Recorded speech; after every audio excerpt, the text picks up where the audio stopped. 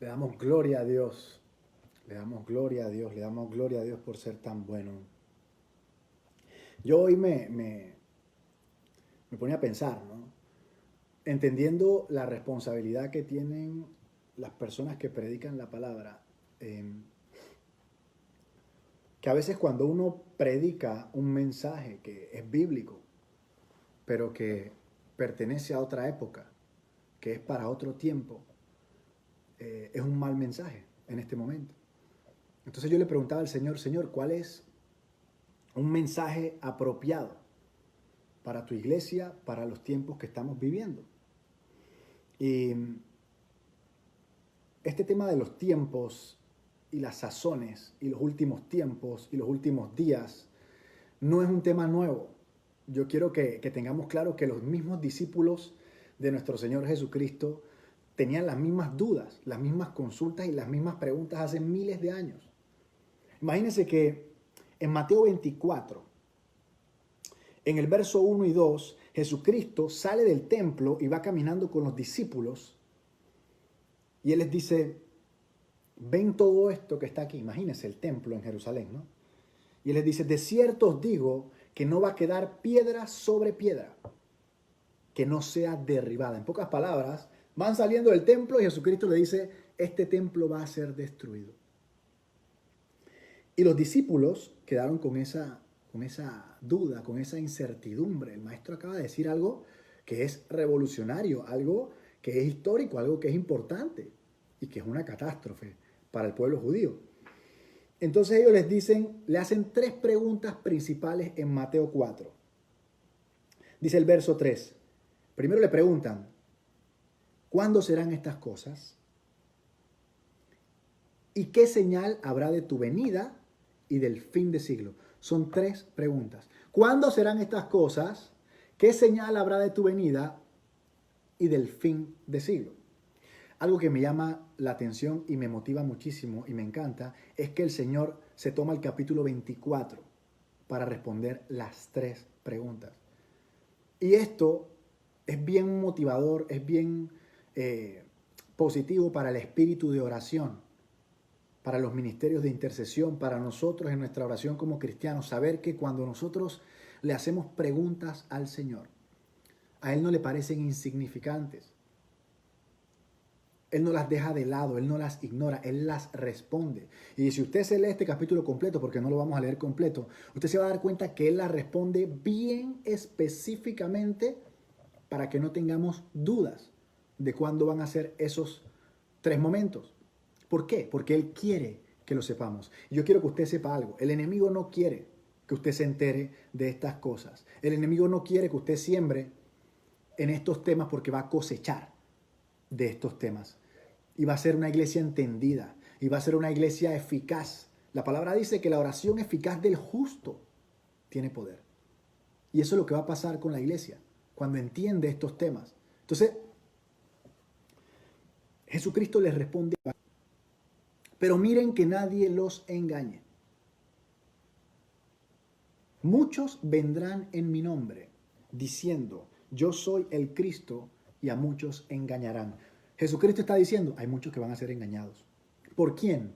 Por muchos que van a venir en el nombre del Señor diciendo, yo soy el Cristo. Y hay algo que quiero que tengamos bien claro. Esta es la introducción, así que no me voy a meter mucho. Se pausó un momentito. No a todo el mundo, pero se pausó un momentito. Entonces, cuando Él dice que muchos van a venir en su nombre diciendo yo soy el Cristo, no significa que la gente va a venir diciendo yo soy Jesucristo y el Mesías. La palabra Cristo significa el ungido. El ungido. ¿Qué quiere decir esto? Que muchos van a venir, yo vengo de parte del Señor y tengo una unción especial, tengo un favor especial, soy un hombre de Dios poderoso.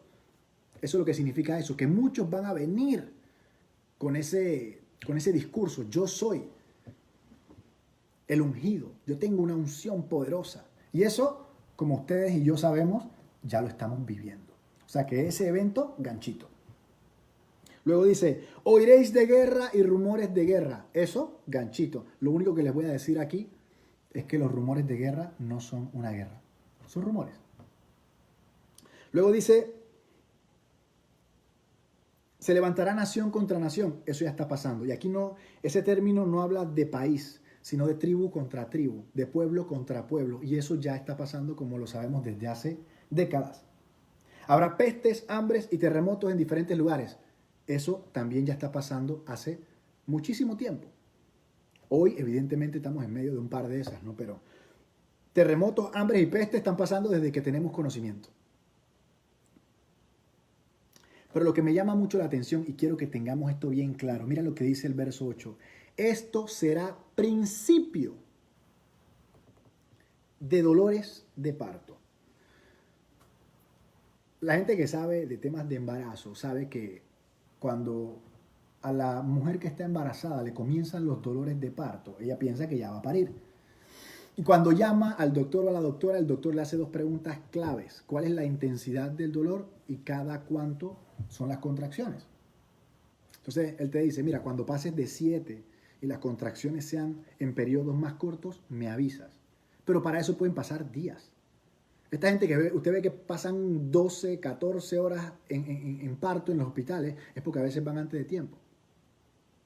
Y la palabra nos acaba de describir estos versos como principios de dolores de parto.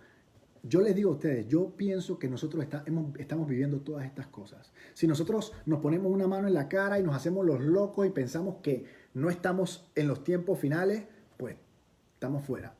Porque no hay más evidencia de que la palabra de Dios se esté cumpliendo delante de nuestros ojos. Ahora la pregunta es, ¿cuál es la reacción de la iglesia con respecto a eso? Principio de parto. ¿Qué significa eso? Mire, yo me puse a pensar, porque a mí me encanta darle vuelta a todas estas cosas y después investigar y después estudiar, por supuesto. Pero la palabra de Dios dice que Jesucristo va a venir a buscar a una iglesia gloriosa. Vamos a leerlo ahora un poquito más adelante. Y que yo sepa, dice que sin mancha y sin arruga. Y que yo sepa, nosotros todavía no somos eso. Hay que ser honestos, estamos claros que nosotros todavía no somos esa iglesia. ¿Qué quiere decir? Que si cuando Jesucristo viene, la iglesia que Él viene a buscar tiene esas condiciones, significa que hay algo que el Señor tiene que hacer con nosotros para llevarnos a ese estado. Eso es lo que viene a buscar Jesucristo. Nosotros todavía estamos acá. O sea que tenemos que vivir este proceso donde nos convertimos en esa iglesia gloriosa que Él va a venir a buscar.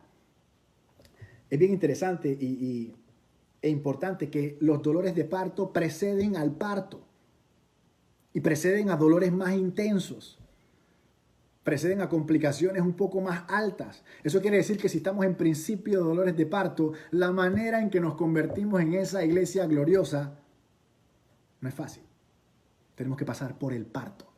Tenemos que pasar por el parto. Inclusive el Apocalipsis describe que la iglesia que Jesucristo viene a buscar es como si fuera, imagínense una mujer moreteada, golpeada, pero más ungida que nunca, más poderosa que nunca, más purificada que nunca, más resistente que nunca. Porque recordemos que esa iglesia, cuando la vienen a buscar, ya ha sido perseguida, ya ha pasado por una serie de situaciones. Entonces yo me ponía nuevamente a pensar, ¿cómo yo me convierto en esa iglesia gloriosa y pura? Pues la palabra de Dios se responde a sí misma. Dice Efesios 5 en el verso 25, dice: maridos, amad a vuestras mujeres, así como Cristo amó a la iglesia y se entregó a sí mismo por ella. El verso 26 comienza la clave. ¿Para qué se entregó Jesucristo por ella? Para santificarla. Cuando la iglesia se vuelve santa, habiéndola purificado en el lavamiento del agua por la palabra. Así que la iglesia se santifica cuando Él la lava a través del agua por la palabra. O sea que es la palabra de Dios impartida con poder la que purifica a la iglesia, la que el Espíritu Santo agarra en el aire y te trae convicción y te liberta y te unge y te da revelación. Es la palabra de Dios. Luego dice, ¿para qué Jesucristo quiere hacer todo esto? Dice, verso 27, a fin de presentársela a sí mismo. Una iglesia que gloriosa, que no tuviese mancha, ni arruga, ni cosa semejante, sino que fuese santa y sin mancha. Entonces, de una vez ya yo tuve mi respuesta. La manera en que yo me voy a convertir y en que nosotros nos vamos a convertir en esta iglesia gloriosa, sin mancha, ni arruga, ni cosa semejante, es gracias al lavamiento por la palabra de Dios. Y de inmediato yo pensé, perfecto, gloria a Dios, esto es maravilloso. Ahora, ¿qué palabra? ¿Qué palabra le traigo yo a una iglesia que está viviendo en los tiempos finales y que va a servir? No digo que solamente esto que les voy a dar va a servir, pero que va a servir para que la iglesia sea limpiada, sea lavada, sea purificada por la palabra de Dios. Mire, es bien importante porque Jesucristo, hay un verso donde dice que Él se va a venir a buscar a sí mismo. Y esto es bien importante y yo quiero que lo tengamos bien claro.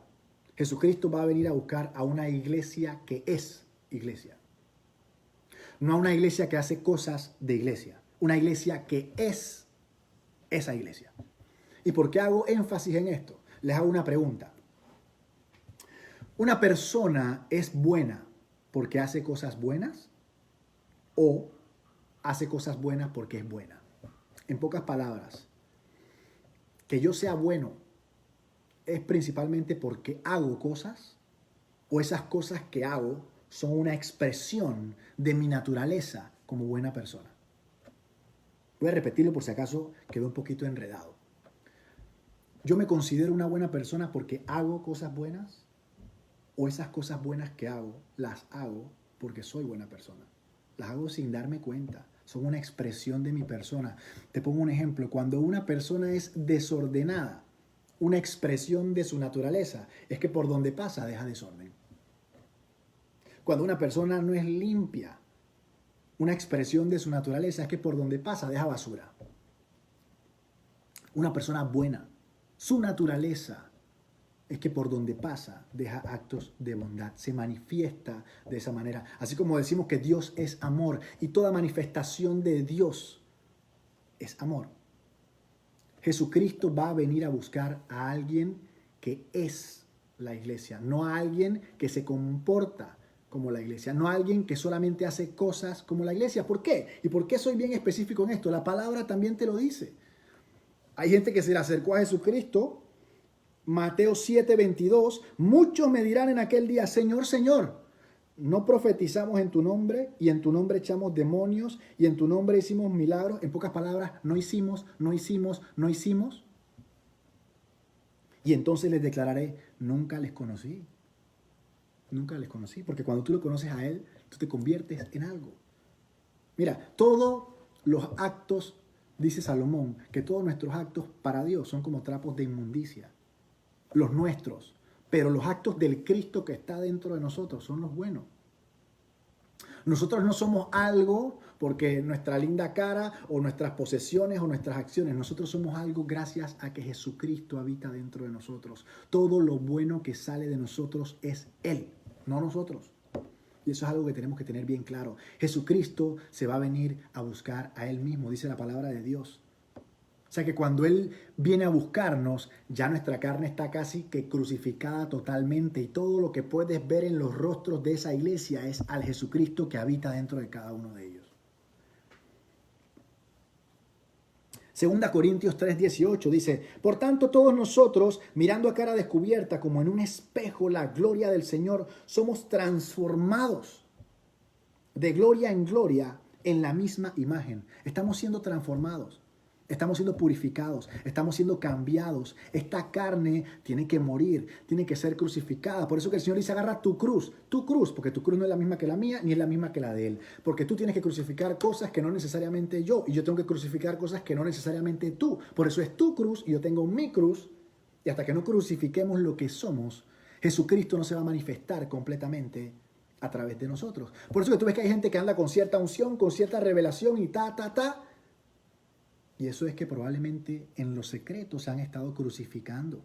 Y ese que tú ves no es Él, es Jesucristo que habita dentro de Él. Ahora, el mismo Jesucristo que está dentro de Él es el mismo Jesucristo que está dentro de nosotros y es el mismo Jesucristo que resucitó entre los muertos. Así que el Señor viene a buscar a alguien que es. No es lo mismo ser que hacer. Tú puedes ser un oncólogo, un doctor del cáncer, y cuando sales del hospital después de tratar el cáncer de pulmón de un poco de pacientes, vas y te fumas un poco de cigarrillo. Eso es hacer. No es lo mismo ser que hacer. Métele mente. Entonces, ¿cuál es la palabra que el Señor me regaló para que nos purifique en este tiempo? Para que avance en esa transformación de nosotros. Pues evidentemente está en el libro de Apocalipsis. Y yo quiero entrar con bastante detalle en este libro. Este libro en inglés se llama Revelations y en español se llama Apocalipsis. Y por el contenido nosotros hemos asociado el término apocalipsis con catástrofe. Eso es un apocalipsis. Eso, lo que va a pasar ahí son unos eventos destructivos. Y la realidad es que cuando tú buscas el origen del término apocalipsis, significa revelación. Significa quitar el velo. Mira esa demencia, quitar el velo. Eso es como cuando yo te digo, Jesucristo tiene los ojos de fuego. Y tú dices, wow, está en la palabra de Dios, eso es cierto. Pero no es lo mismo que yo te diga que Jesucristo tiene los ojos de fuego, a que yo te diga, mira, quitemos esta cortina y detrás de la cortina está Jesucristo mirándote con esos ojos de fuego. Eso es otra cosa. Eso es revelación, es quitar el velo. Es que tus ojos sean abiertos ante algo que existe y que es real desde antes que tú nacieras, pero que no lo sabes. Eso es el apocalipsis, la revelación. Ahora, ¿la revelación de qué?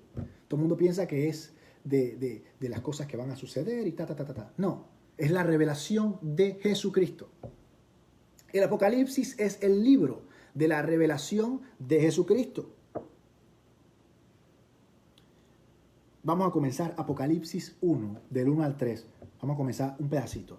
Dice así: la revelación de Jesucristo, ahí está, que Dios le dio a Jesucristo para manifestar a sus siervos, a nosotros, las cosas que deben suceder pronto. A mí me encanta la Biblia cuando dice pronto y esas son como miles de años. Y está uno aquí que pronto, mañana. No, miles de años.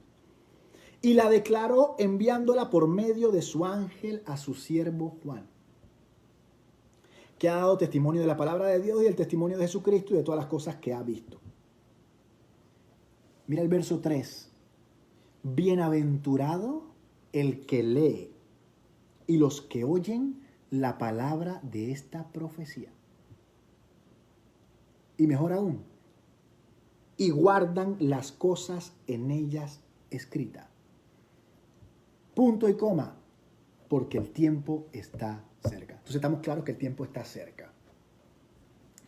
Es interesante que este libro nos va a mostrar al anticristo, los juicios de Dios, la calamidad de la tierra, el Armagedón, nos va a mostrar todas esas cosas. Pero si tú recibes la revelación de todas esas cosas y no recibes la revelación de Jesucristo, perdiste el tiempo leyendo el libro. Porque la revelación más importante que tú vas a recibir en tu vida es la revelación de Jesucristo. Y en este libro principalmente. ¿Y por qué en este libro principalmente? Porque hasta este momento el Jesucristo que nosotros conocimos, el Jesucristo humillado, el Jesucristo de los evangelios, el Jesucristo perseguido, el Jesucristo torturado, crucificado, pero el Jesucristo que aparece en este libro, el Jesucristo que aparece en este libro es el Jesucristo glorificado, exaltado a lo sumo.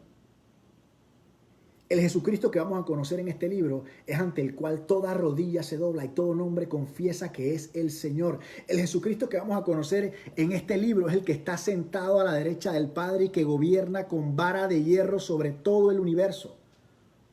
Ese es el Jesucristo que está hoy en día. Mucha gente, y yo respeto, pero se pone su crucifijo que tiene la cruz y es el Cristo crucificado. Ese Jesucristo ya no existe. El Jesucristo que está hoy está vivo y es todopoderoso. Y va a venir a juzgar a vivos y muertos. Y su reino no tendrá fin. Ese es mi Jesucristo hoy en día. Ahora, un dato. El Apocalipsis es el único libro profético del Nuevo Testamento. No existe otro libro profético en el Nuevo Testamento que no sea el Apocalipsis. y nos va a revelar todos los hechos que van a ocurrir antes, durante y posteriores a la venida de nuestro Rey. Y si a usted no le entusiasma esto, va a tener que examinarse, porque a mí no hay nada que me entusiasme más de saber que Él está preparando un lugar para mí y que va a regresar por mí. No hay nada que me entusiasme más que eso. Es la esperanza que me mantiene vivo. Es lo que realmente me hace saber que estas cosas que están sucediendo hoy no se comparan con el reino eterno, inconmovible, del cual vamos a participar cuando esto se acabe. Y finalmente, mira lo que dice el verso 3. Bienaventurado, vamos a partirlo rápidamente, el que lee y los que oyen. En pocas palabras, bienaventurado el pastor que lee esto y que lo predica. Y bienaventurado la congregación que lo recibe. Bienaventurado es bendición. Eso es lo que yo le decía. Sembrar en la revelación de los últimos tiempos te va a dar una cosecha de esta revelación en los últimos tiempos. Y va a cambiar tu manera de vivir los últimos tiempos. Tu manera de pensar, tu manera de orar, tu manera de comportarte en los últimos tiempos. Dichoso el que lee, tú y yo. Y los que lo oyen, o sea, los que se sientan en la iglesia donde se predica sobre el Apocalipsis, bienaventurados. Pero mejor aún, dichosos ustedes, yo, los que lo guardan. Dichosos los que atesoran estas palabras, las dan por ciertas y viven su vida de acuerdo a lo que dice este libro. Vamos, claro, a la gente le parece bien enredado este libro y la verdad es que tiene muchísima simbología. El lenguaje no es claro en ciertos aspectos, pero créame que el Espíritu Santo le puede mostrar lo que sea y ya hay centenares de estudios, de prédicas, de todo. Entonces, hoy en día que alguien diga que algo de la Biblia es enredado, hay que meterle al Google un poquito porque estamos claros que hay información. Bien. Sigamos con el verso 4. El verso 4, estamos en el capítulo 1 apenas. Hoy vamos a ver el capítulo 1. El capítulo 1. Dice, Juan, nunca dijo, yo soy el apóstol, yo soy el gran nada. Juan, así se presenta, yo soy Juan. No es como, oye, ¿usted quién es? Yo soy el apóstol, el profeta, el arcángel, el evangelista, no sé cuántos. Yo soy Juan, te dije que soy Juan. ¿A quién va dirigido este capítulo? ¿Cómo se ríe la pastora? A las 7 iglesias que están en Asia. Gracia y paz a vosotros. ¿De quién? Del que es y que era y que ha de venir. Aleluya. Gracia y paz sea a vosotros del que es, del que era, del que ha de venir. En pocas palabras, las temporadas cambian. Él sigue siendo igual. Nuestro ánimo cambia. Él sigue siendo el mismo.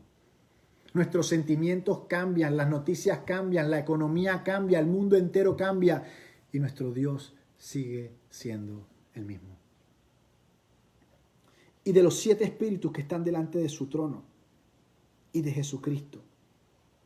Mira cómo lo describen. Aquí le dan, sabemos por numerología bíblica, ahí está, que 7 es el número perfecto, que habla de la plenitud, de algo que está completo.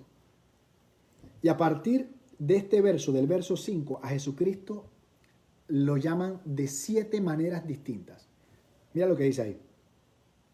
Y de Jesucristo, el testigo fiel. Si hay alguien que puede dar esta revelación, es Jesucristo, porque Él ya está allá arriba. O sea que lo que Él diga es la verdad absoluta. El primogénito de los muertos, el primero que resucitó entre los muertos. Aleluya. El soberano de los reyes de la tierra. El que nos amó. El que nos lavó nuestros pecados con su sangre. El que nos hizo, yo quiero que usted sepa que usted es rey y sacerdote para Dios. Da igual lo que piense la gente de ti. Da igual lo que pienses tú de ti. Para Dios tú eres rey y sacerdote. Y si hay alguien que dice la verdad, es Dios. Entonces yo te aconsejo que comiences a caminar en tu identidad de rey y sacerdote. Porque ¿qué es la iglesia? Nación santa, real sacerdocio, escogida por Dios, desde antes de la fundación del mundo.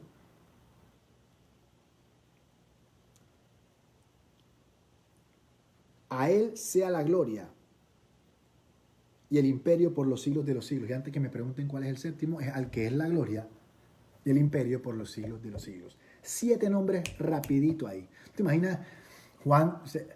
Cuando tú miras a Jesucristo y tú piensas de esta manera, es que le has conocido. Juan habiendo dormido en ese hombro, sabía quién era Él.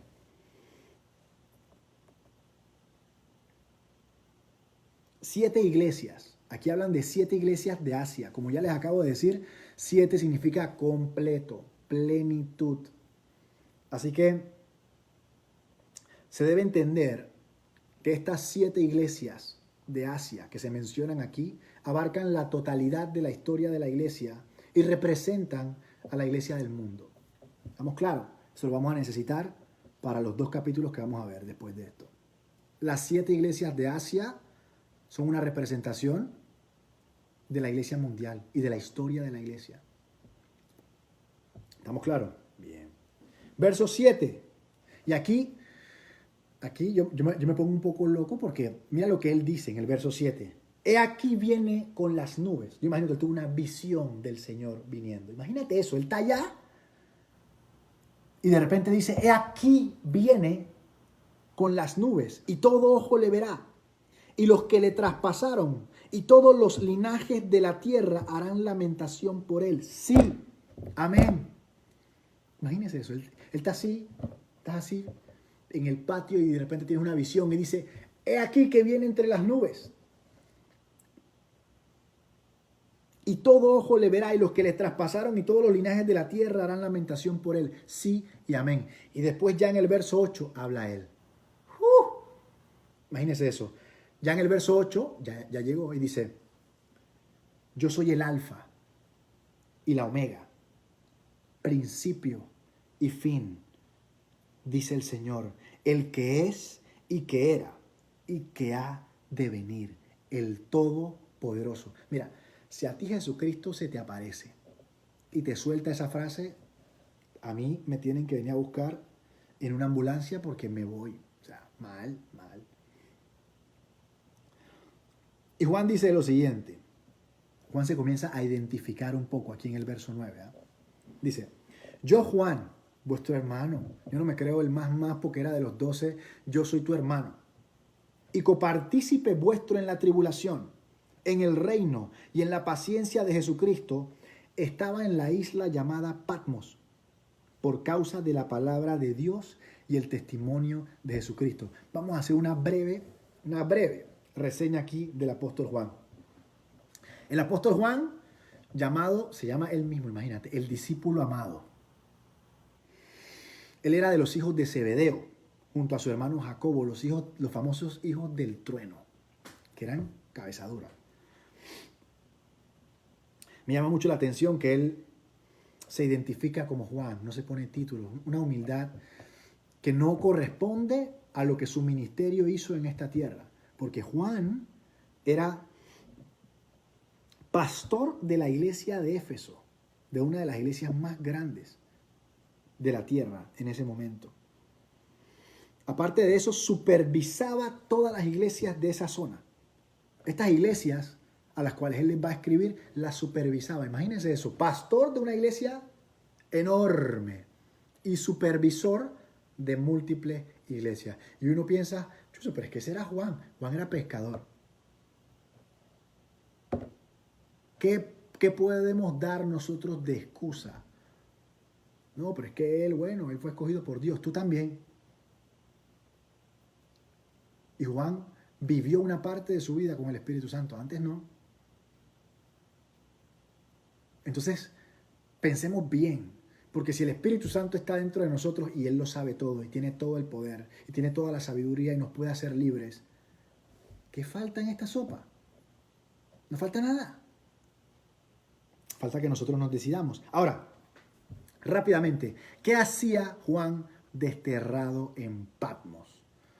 Miren, esa era la época de la persecución absoluta. Lo primero que vamos a a explicar es que ya todos los demás apóstoles habían muerto. El emperador Nerón mató a Pablo y a Pedro. Torturas. Pedro dijo, yo no soy digno de morir como Jesucristo, como mi Señor, así que crucifíquenme de cabeza. Pedro. Así que Pedro y Pablo, Nerón los mató. El último que quedaba era Juan. Y hay unos escritos por ahí y unos estudiosos que dicen que por la predicación del Evangelio, el emperador Domiciano lo metió en una olla de aceite hirviendo. Y dice que cuando lo metió, todo el mundo pensaba que iba a morir, ¿no? Porque ya Juan había resistido un par de intentos de asesinato. Pero dice que después de meterlo en la olla, se hizo una bulla, así todo el mundo celebrando. Y de repente que se callaron y escuchaban que Juan estaba orando en medio de la olla de aceite hirviendo. Imagínense eso.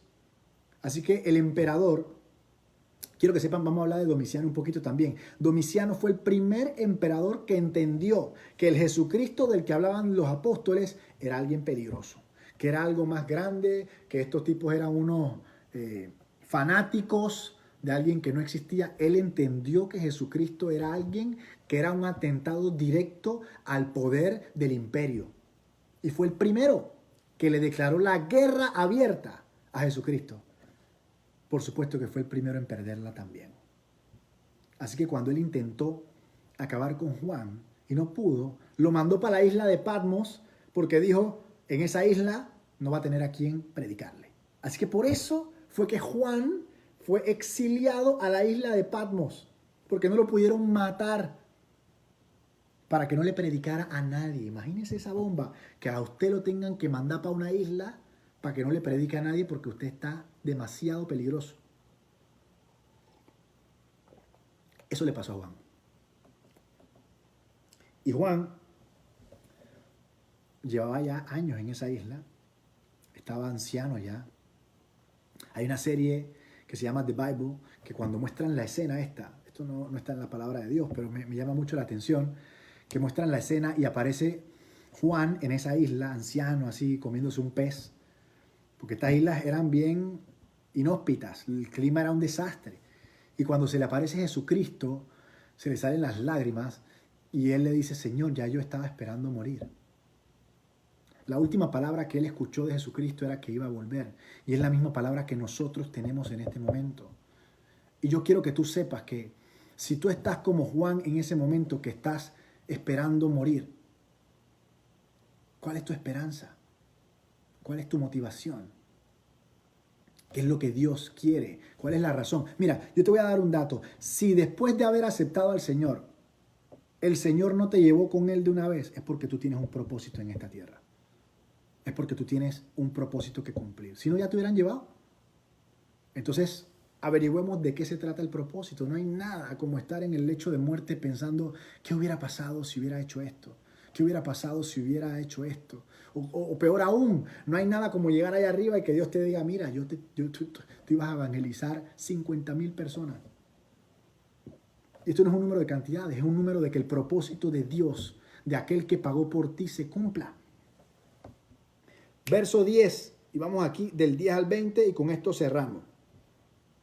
Dice Juan, yo estaba en el Espíritu en el día del Señor, o sea que el man estaba caminando en el Espíritu solo, porque si no puedes hablar con nadie, el Espíritu Santo y tú y el Espíritu Santo y tiqui todo el día. Yo estaba en el Espíritu del Señor y oí detrás de mí una gran voz como de trompeta. Yo quiero que usted se imagine esto en el nombre de Jesucristo. Y esto es lo que le dijo esta voz. Yo soy el Alfa y la Omega, el primero y el último. Escribe en un libro lo que ves y envíalo a las 7 iglesias que están en Asia, a Éfeso, Esmirna, Pérgamo, Tiatira, Sardis, Filadelfia y la Odisea. O sea, tú estás en una isla y de repente tú escuchas que alguien te dice eso y tú dices, bueno, ahora sí me quemé aquí, ya me tosté, porque ya quiero tanto que venga el Señor que lo estoy escuchando. ya alguien que había perdido un poco la esperanza. Ya, no la esperanza de que el Señor viniera, porque él sabe que él iba a cumplir su palabra. La esperanza de verlo él en su regreso. Mira lo que dice el verso 12. Y me volví para ver la voz que hablaba conmigo. Y vuelto, vi 7 candelabros de oro. Y en medio de los 7 candeleros, a uno semejante al Hijo de Hombre. Cuando usted ve al Hijo del Hombre, está haciendo referencia a la profecía de Daniel. Y mira cómo estaba Jesucristo. Imagínense esto, por favor. Vestido de una ropa que le llegaba hasta los pies y ceñido por el pecho con un cinto de oro. Su cabeza y sus cabellos eran blancos como la lana, como blanca lana, como nieve, y sus ojos como llama de fuego. Sus pies eran semejantes al bronce bruñido, refulgente como en un horno, y su voz como estruendo de muchas aguas. Tenía en su diestra 7 estrellas, y de su boca salía una espada aguda. Salía una espada aguda de 2 filos, y su rostro era como el sol cuando resplandece en su fuerza. Imagínense esa demencia. Ese es el Cristo glorificado. Ese es nuestro Señor. Ese es el que va a venir. No el golpeado, ensangrentado que recordamos en esa cruz. Es este el que está ahí arriba en este momento. Este es el que va a regresar. ¿Y cuál es la reacción de Juan? Dice, cuando le vi, caí como muerto a sus pies. Y él puso su diestra sobre mí diciéndome, no temas. Yo soy el primero y el último, y el que vivo. Y estuve muerto, mas he aquí que vivo por los siglos de los siglos. Amén. Y tengo las llaves de la muerte y del Hades.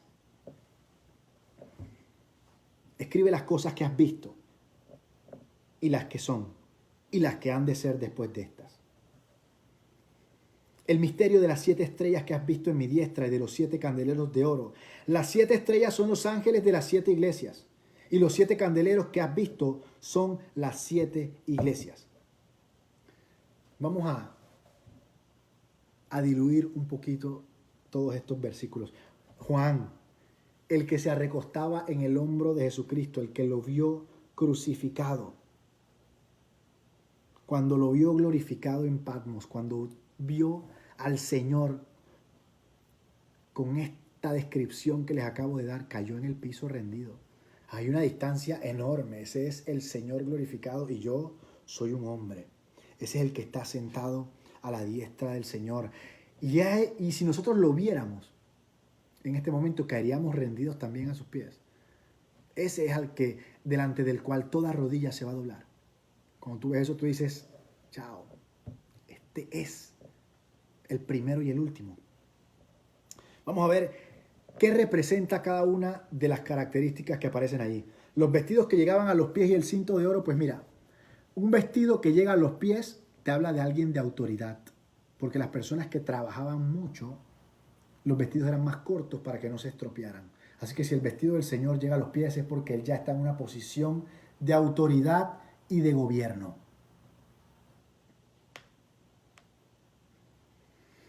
Los cabellos blancos como la lana es un anciano. Capítulo 7 de Daniel, el anciano de días. Habla de la eternidad, habla de sabiduría, habla de pureza. Los ojos como llama de fuego te dicen que vino a juzgar. El fuego representa juicio. Los pies como de bronce bruñido.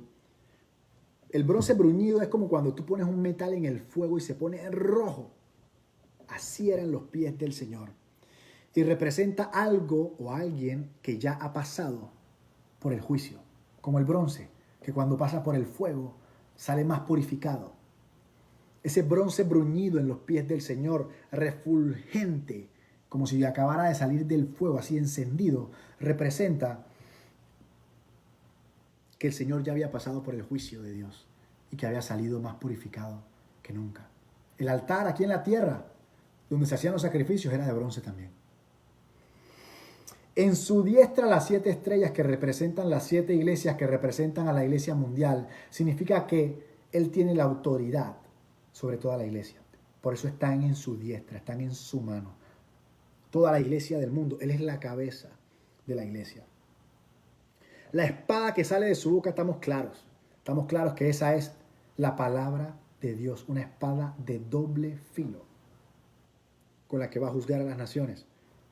Él no te va a juzgar de acuerdo a sus pensamientos, de acuerdo a lo que él cree. El juicio del Señor es acorde a su palabra, a lo que él dijo. No es un juicio injusto. Es un juicio completamente justo ante algo que está escrito y que tiene miles de años y que ha sido declarado.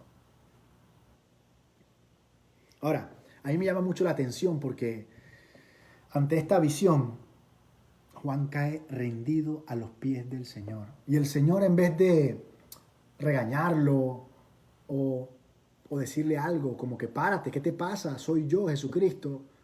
Lo primero que hace es que le pone la mano y le dice, no temas. Este es mi Dios.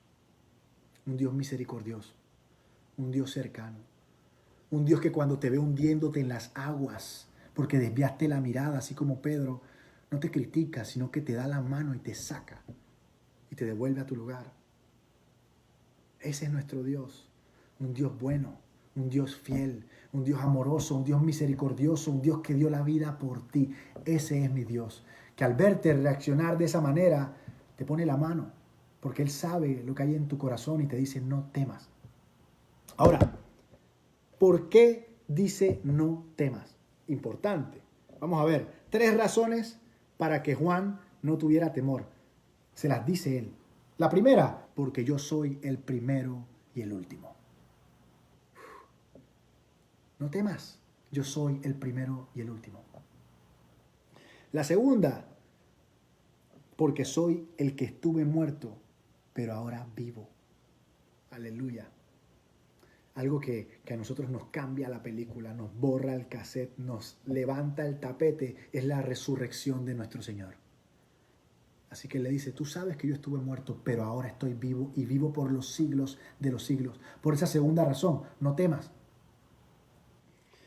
La tercera razón, porque vivo por los siglos de los siglos. Y la cuarta, porque tengo las llaves de la muerte y del Hades. Y así que, si tú estás como Juan, en una posición de temor, hoy en día, el Señor te manda a decir que no temas. Independientemente de lo que esté pasando allá afuera, Él sigue siendo el primero y el último. Independientemente de cómo esté la economía y la pandemia, Él estuvo muerto y ahora está vivo. Independientemente de lo que digan las noticias, Él vive por los siglos de los siglos. Y a pesar de que los presidentes por momentos crean que tienen nuestro futuro en sus manos, Él es el único que tiene las llaves de la muerte y del Hades en sus manos. Así que sabiendo estas 4 razones, no temas, no temas. ¿Qué le dice el Señor a Juan? Escribe, escribe, escribe. Y por eso es que tenemos el Apocalipsis hoy, porque Juan en medio de esa isla se puso a escribir. ¿Qué cosas quiero que escribas? Bueno, las cosas que has visto. ¿Qué es lo que has visto? Al Cristo glorificado. Eso lo ves en el capítulo 1, en el que estamos viendo. El Cristo que reina hoy en día es lo que has visto. Escribe sobre eso. Lo acabamos de leer. Luego les dice, escribe sobre las cosas que son. Son las cartas que vienen en el capítulo 2 y 3, que lo vamos a ver a partir de la próxima semana. Las cosas que son. Lo que nosotros vamos a ver, esas cartas, son cosas que son. Que tú las quieras recibir, son otros 500 pesos, pero son cosas que son. Y tercero, las cosas que han de ser. Los eventos que van a suceder en el futuro. Eso lo vamos a ver desde el capítulo 4 al 22. Capítulo 1, las cosas que has visto, yo glorificado. Capítulo 2 y 3, las cosas que son. La condición de la iglesia hoy en día. Y del 4 al 22, las cosas que serán. Ahora, vamos a cerrar. El mensaje que el Señor quiere dar para que esta iglesia sea purificada en estos tiempos finales va a venir a través de las 7 cartas a las 7 iglesias del Apocalipsis. Esa es la manera en que el Señor va a purificarnos un poco. 7 cartas que le escribieron a 7 iglesias. Y estas cartas tienen unas interpretaciones. La primera interpretación habla de que ese mensaje fue escrito para las 7 iglesias en el tiempo de Juan. O sea que hay corrientes para para muchas doctrinas en la Biblia, hay distintas corrientes de pensamiento. Para estas cartas hay 3. Hay unas que dicen que estas cartas eran para las iglesias de la época de Juan, no para nosotros, sino para esas iglesias. Y que toda la simbología era para que el imperio romano no se dieran cuenta o no se enteraran de lo que decían esas cartas. Los dragones y todas esas cosas. Esa es una corriente.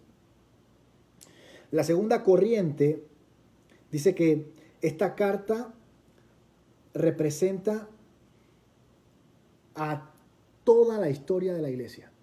Representa a las iglesias que han existido en todos los tiempos. Y finalmente, la tercera representación habla de que estas cartas representan a la iglesia mundial, a la iglesia del mundo en este momento.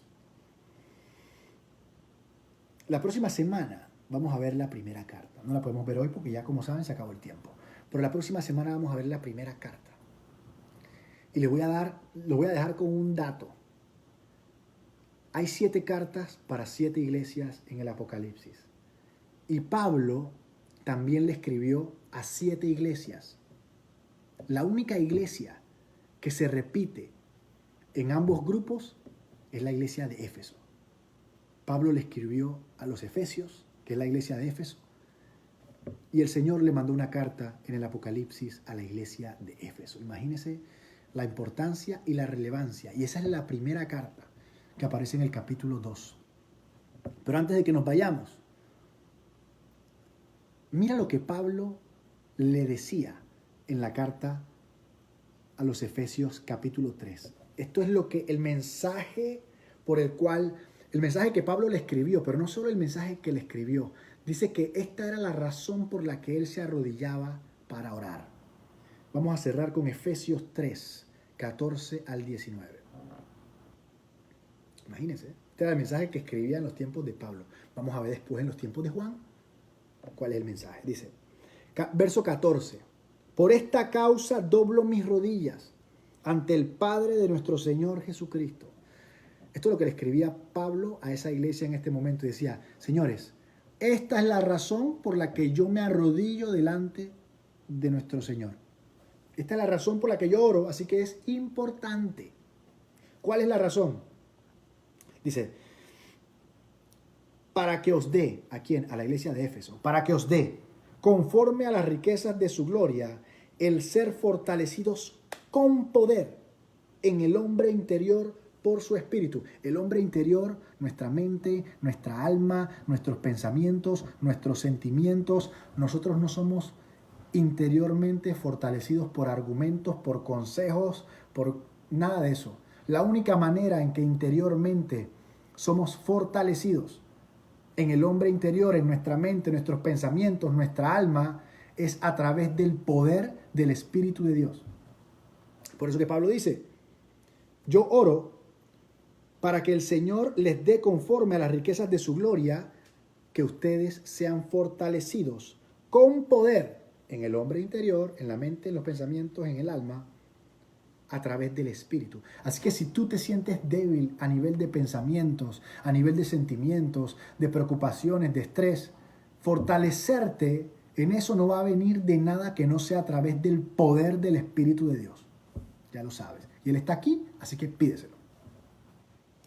¿Para qué Pablo quería que nosotros fuéramos fortalecidos en el hombre interior a través del poder del Espíritu de Dios? Dice, para que Cristo, el ser fortalecidos, para que Cristo habite por la fe en vuestros corazones. Imagínense eso. Porque si nosotros no somos fortalecidos a través del Espíritu de Dios, que es quien nos muestra a Cristo, que es quien nos trae convicción de pecado, el ministerio más importante del Espíritu Santo es mostrarnos, revelarnos al Cristo. Entonces, si el Espíritu Santo es quien nos fortalece en nuestros pensamientos, Cristo va a habitar en nuestros corazones, porque dice la palabra, el corazón son nuestros pensamientos, nuestros sentimientos, nuestras intenciones. Entonces, cuando el Espíritu Santo fortalece nuestro corazón, Cristo puede habitar plenamente ahí. Si no, ahí habitan cualquier cosa, heridas, rencores, preocupaciones, etc. Por eso que la palabra dice, sobre toda cosa guardada, guarda tu corazón. Pero si por algún momento lo descuidaste, el Espíritu Santo lo puede fortalecer para que Cristo habite por la fe en nuestros corazones. Ahora, ¿qué pasa cuando Cristo habita por la fe en nuestros corazones? Esto parece un trabalengua, pero es una receta de cocina. Cuando Cristo habita por la fe en nuestros corazones y encima nosotros arraigados y cimentados en amor, fundamentados, sostenidos, establecidos en amor, seremos capaces de comprender plenamente, junto con todos los santos, cuál es la anchura, la longitud, la profundidad y la altura, y de conocer el amor de Cristo. En pocas palabras, siga la secuencia: el Espíritu fortalece nuestro hombre interior, Cristo habita por la fe en nuestros corazones, estamos arraigados y cimentados en amor, eso nos permite conocer la altura, la anchura, la profundidad y conocer el amor de Cristo, que excede todo conocimiento. Así que ¿cómo vamos a conocer algo que excede el conocimiento? Pues la palabra de Dios te dice, probando una y otra vez, abriendo tu corazón a Él una y otra vez. Porque excede el conocimiento, o sea que no es algo que tú puedas entender, es algo que solamente vas a conocer probando. ¿Y para qué queremos hacer todo eso que dice ahí? Cierra diciendo, para que seamos llenos de la plenitud de Dios. Yo no sé ustedes, pero yo quiero extremadamente ser lleno de la plenitud de Dios, porque Dios es bueno. Porque si me lleno de otra cosa, ya saben para dónde nos vamos. Así que imagínense, eso era lo que Pablo le escribía a la iglesia de Éfeso en esa época. La próxima semana vamos a ver en la primera carta del Apocalipsis qué le manda a decir nuestro Cristo glorificado a esa iglesia y a nosotros también a través de esta carta. No se lo pierda. Vamos a orar. Padre, te damos gracias en el nombre de tu Hijo Jesucristo. Te damos gracias porque no nos dejaste a ciegas. Te damos gracias porque no nos dejaste a solas en medio de esta situación. Te damos gracias porque has sido fiel y nos has dejado tu palabra para que podamos tener entendimiento, para que seamos una iglesia entendida, empoderada y nadie nos pueda engañar. Te damos gracias por estas 7 cartas. Te damos gracias porque vamos a atesorarlas, vamos a abrir nuestro corazón, vamos a venir con un espíritu humilde y vamos a recibir lo que tú nos quieras dar, porque nosotros queremos ser esa iglesia purificada, santa, sin mancha y sin arruga que tú vas a venir a buscar.